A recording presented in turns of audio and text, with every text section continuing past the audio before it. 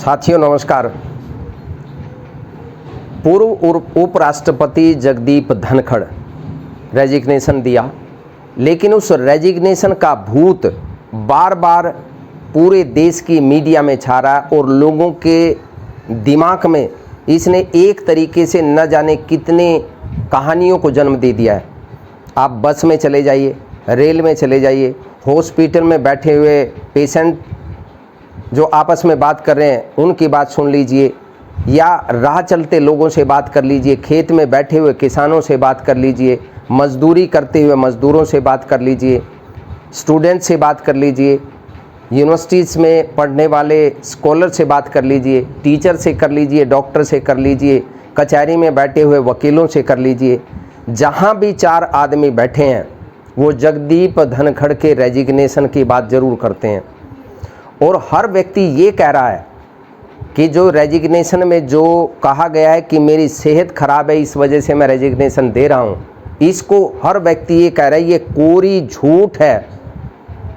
अब इस पर एक बात हमें याद आती है और आपने भी ये बात सुनी हुई, एक मुर्गे की बांग और एक ताकतवर व्यक्ति की कहानी। इसको गौर से सुनिए, ये हूबहू जगदीप धनखड़ के रेजिग्नेशन से सीधे तौर पर जुड़ती है। एक ताकतवर व्यक्ति था और वो एक मुर्गे को लेकर के आया।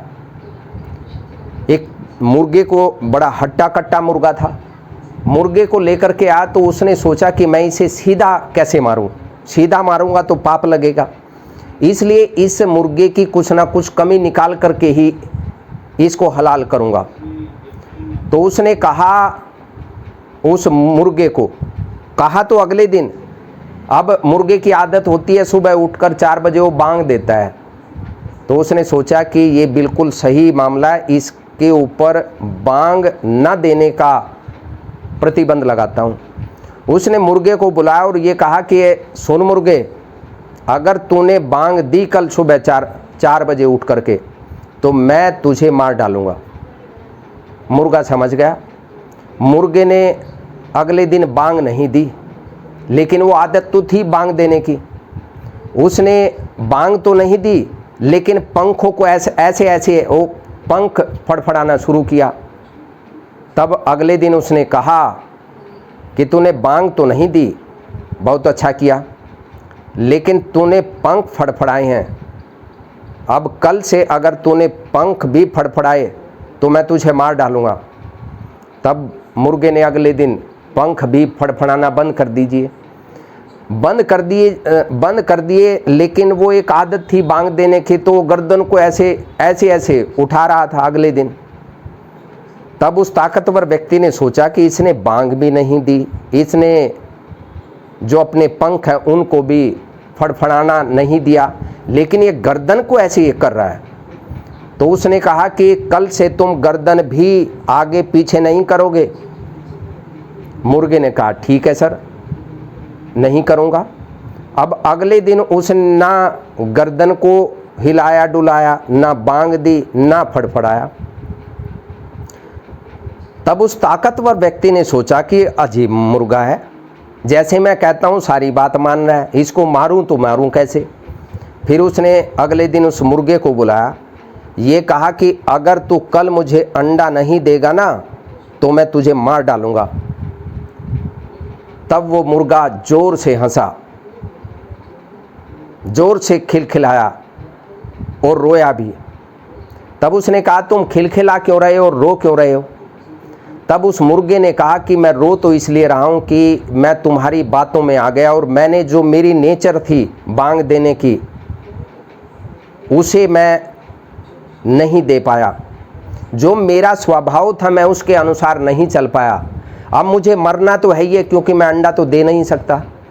मैं हंस इसलिए रहा हूँ कि मैं अब बांग दे रहा हूँ, मैं अपनी आवाज़ जो मेरा स्वभाव उसके अनुसार मैं कार्य करूँगा। और उसने उसी टाइम बांग जोर जोर से दी। कहने का भाव ये है कि जगदीप धनखड़ को जैसे जैसे कहा गया वो वैसे वैसे करते गए।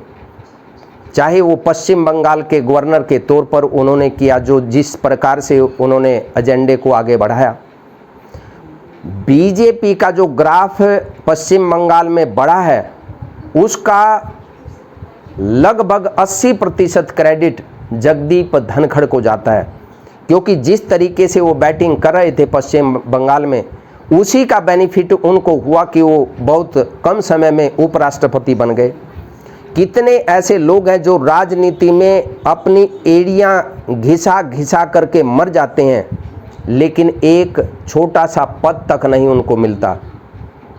टिकट तो बहुत दूर की बात है, और देश का दूसरा सबसे बड़ा संवैधानिक पद उपराष्ट्रपति का पद मिलना तो बहुत बड़ी दूर की गोटी है।